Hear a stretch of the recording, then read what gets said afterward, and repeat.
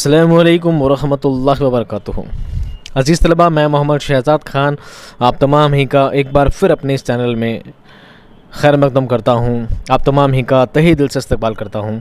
उम्मीद करता हूँ आप तमाम ये खैर आफियत से होंगे। सबक नंबर है पहला, सबक का नाम है भोला, सवालात व जवाबात पढ़ेंगे। उससे पहले पढ़ेंगे अफसाना भोले का खुलासा।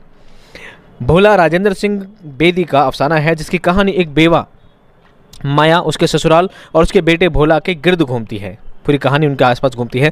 माया एक बेवा औरत है जो अपने भाई के इंतज़ार में है कि उसका भाई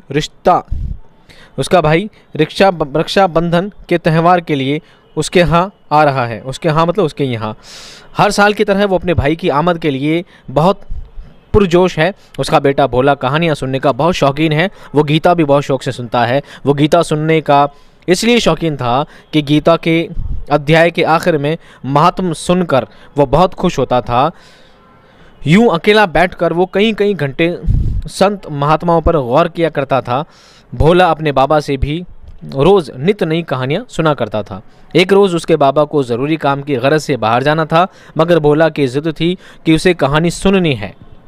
उसके बाबा ने उसे कहानी सुनाने की हामी भर दी और कहानी सुनाते हुए उन्हें एहसास हुआ कि आज भोला के चेहरे पर खुशी के आसार न थे, जो हमेशा रहते हैं वो आसार न थे। कहानी सुनने के बावजूद भोला के चेहरे पर खुशी के आसार न होने की वजह से उसके बाबा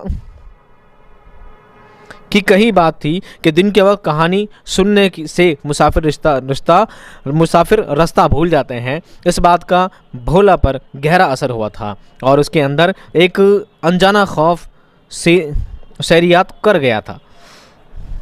उस रोज़ रात गए तक भोला का मामू ना आया। रात सोते में जब अचानक भोला के बाबा की आंख खुली तो उन्होंने भोला को बिस्तर पर मौजूद ना पाया। भोला की गैर मौजूदगी से उन्हें लगा कि कोई उठाई गिरा भोला को उठाकर ले गया है कि उन दिनों गांव में कुछ ठग छोटे बच्चों को उठाकर ले जा रहे थे। भोला की गैर मौजूदगी की वजह से माया की हालत गीर हो चुकी थी। बाबा भी रो कर बेहाल था कि इतने में उन्होंने देखा कि भोला का मामू भोला को उठाए दाखिल हुआ। भोला के मामू देर होने की वजह रास्ता भटक गए थे तो रास्ते में उन्हें भोला मिला। भोला को देखकर उसकी माँ और बाबा बहुत खुश हुए। सब लोग उन्हें मुबारकबाद देने लगे थे। भोला को लगा था कि दिन के वक्त जिद करके कहानी सुनने की वजह से उसके मामू रास्ता भटक गए हैं। यही वजह है कि वो उन्हें तलाश करने के लिए चिराग लेकर निकल गया था। बेदी ने भोला के ज़रिए एक बच्चे की नफ्सियात को खूबसूरती से दिखाया गया है। देखिए क्या होता है, भोला छोटा बच्चा होता है, ठीक है। भोला छोटा बच्चा होता है तो जब वो अपने दादा से ज़िद करता है कि मुझे दिन में कहानी सुननी है तो दादा उसे बहलाने फुसलाने के लिए बच्चे को उसे बहलाने की नीयत से कह देते हैं कि बेटा दिन में कहानी सुनते हैं तो लोग मुसाफिर रास्ता भूल जाते हैं।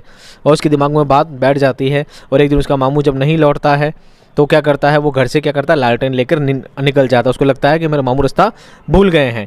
और जब मामू मिल जाते हैं, देर होने की वजह से मामू रास्ता भटक गए थे, मामू मिल जाते हैं तो वापस घर आ जाते हैं। तो कहने को कहानी बहुत छोटी सी थी, मुख्तसर सी कहानी थी।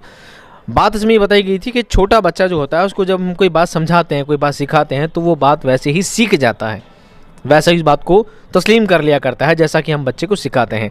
तो हमें चाहिए कि बच्चे को पहले से ही अच्छी तालीम दें, बच्चे को बचपन से ही अच्छी बातें सिखाएं ताकि वो चीज़ें उसके जहन में हमेशा के लिए क्या हो जाए, पेवस्त हो जाए, हमेशा के लिए उसके जहन में रह जाएँ, ठीक है। तब तक खुश रहिए, आबाद रहिए, खुदा हाफिज़।